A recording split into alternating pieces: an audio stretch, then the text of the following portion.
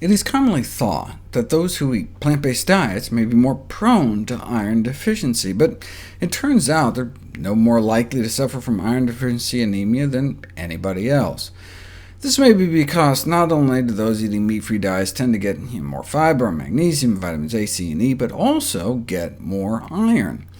But the iron found in plants is non-heme iron. Those eating meat-free diets don't get much of the heme iron found in blood and muscle, which may be a good thing. The avoidance of heme iron may be one of the key elements of plant-based protection against metabolic syndrome, may also be beneficial in lowering heart disease risk. The link between iron intake and coronary heart disease has been contentiously debated, but the inconsistency of the evidence may be because the majority of total dietary iron comes mostly from plants, and so total iron intake is associated with lower heart disease risk. But if you just look at iron intake from meat, it's associated with significantly higher risk for heart disease. This is thought to be because iron can act as a pro-oxidant, contributing to the development of atherosclerosis by oxidizing cholesterol with free radicals. The risk has been quantified as a 27% increase in coronary heart disease risk for every 1 milligram of heme iron consumed daily. The same has been found for stroke risk. The studies on iron intake and stroke have had conflicting results, but maybe because they'd never separated out heme from non-heme iron until this study, which found that the intake of meat iron, but not plant iron, was associated with increased risk of stroke as well as diabetes. Higher animal iron intake significantly associated with greater risk of type 2 diabetes, but not total or plant iron.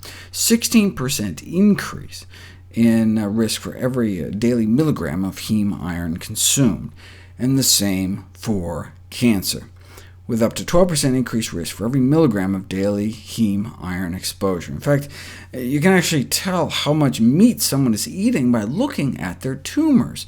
To characterize the mechanisms underlying meat-related lung cancer development, they asked lung cancer patients how much meat they ate, and examined the gene expression patterns in their tumors, and identified a signature pattern of heme-related gene expression. Though they just looked at the lung cancer, they expect these meat-related gene expression changes may occur in other cancers as well.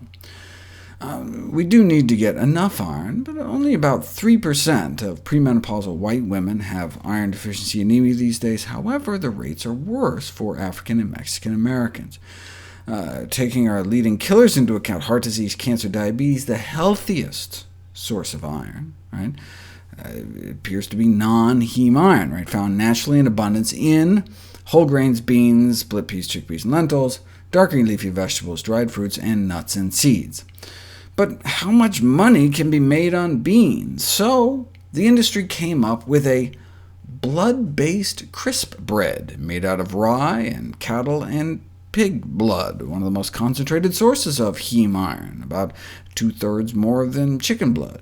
Now, if blood-based crackers don't sound particularly appetizing, no worries. There's also cow blood cookies and blood-filled biscuits. The filling ends up a dark-colored, chocolate-flavored paste with a very pleasant taste, dark-colored because spray-dried pig blood can have a darkening effect on the food product's color. But the worry is not the color or taste, it's the heme iron, which, because of its potential cancer risk, is not considered safe to add to foods intended for the general population.